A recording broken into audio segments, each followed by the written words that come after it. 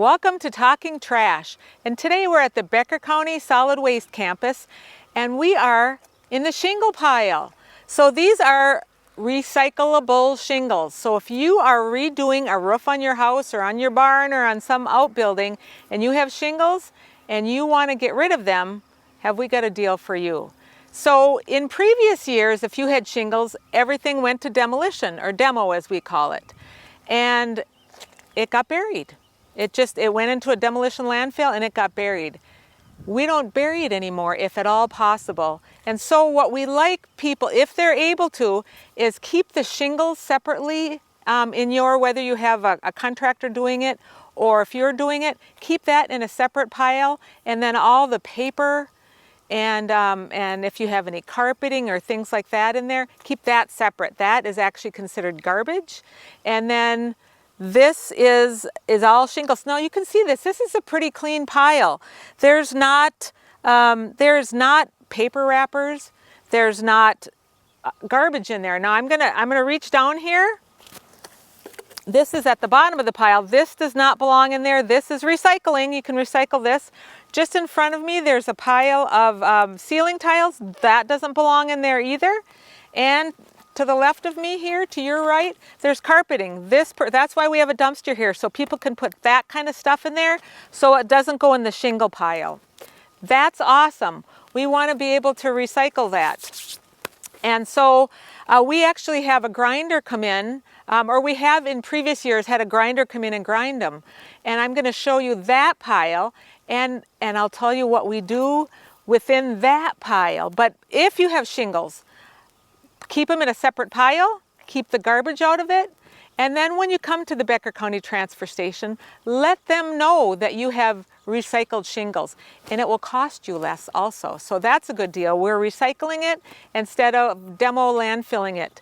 In the next several years, demolition is going to be a totally different bird or different animal. They're going to require more things pulled out. Has anybody heard of PFAS? It's a forever chemical, they call it.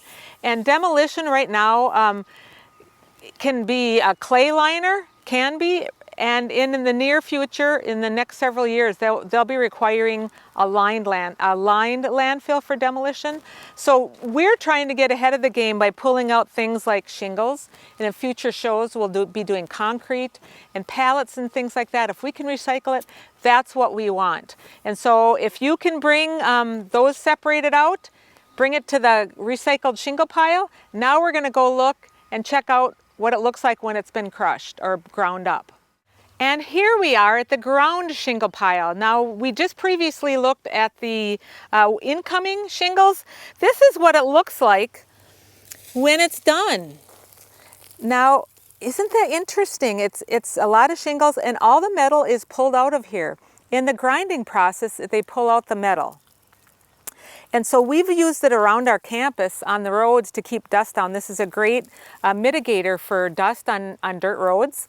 And just recently, in the last year, we have formed a partnership with a local vendor in the area, and he comes and gets shingles, and he actually has a grinder, so he takes them back to his facility and he grinds them on site at his facility, and he uses it in his mix, in his asphalt mix. And so it's a great partnership, and we're not burying all this in a demolition landfill. And we had just talked about why we're pulling things out of the waste stream, and because of the PFAS chemicals, the forever chemicals, we are going to be required in the future years coming to line our landfills. And you know what that means? That means that things get more expensive. It costs a lot more money to line a landfill with a poly liner and cover it with a poly liner. So things just get more expensive. If we can get ahead of the game and actually pull these things out before they get to the demolition landfill, all the better. Everybody wins that way. It doesn't get buried. It's more cost effective, and it's more cost effective for the residents bringing it in here. So it maybe requires a little bit more effort at the front, keeping the the paper and the shingles and things like that, or not the shingles, but the paper and the metal and flashings and things like that. Really, the only thing that can go in with the shingles is tar paper, that kind of thing that goes with the roofing media. So this is what it is a great partnership between Becker County, and what's even cooler about it is that he's also made partnerships with a few of the surrounding counties. So he's not only taking our shingles, but other counties' shingles. It's a great resource for him, and it's helping the counties divert their waste out of the waste stream. So if you have any questions, you can certainly give Becker County Environmental Services a call, 218-846-7310. And we do a lot of other things too. So when obviously we do recycling and we do waste, we do hazardous waste. But one of the things that we'll be looking at in other shows is we recycle pallets, we recycle appliances, and we recycle concrete. So in the near future, we'll be showing they're grinding concrete. In the very near future, we'll have some videos of that. So this is just one of the things we do. And if you have any actually big items that you have in your business or that kind of thing, you can give our office a call and say, is this recyclable, or can you recycle this? We can do some research and looking around to see if we're able to recycle it or if there's a market for it.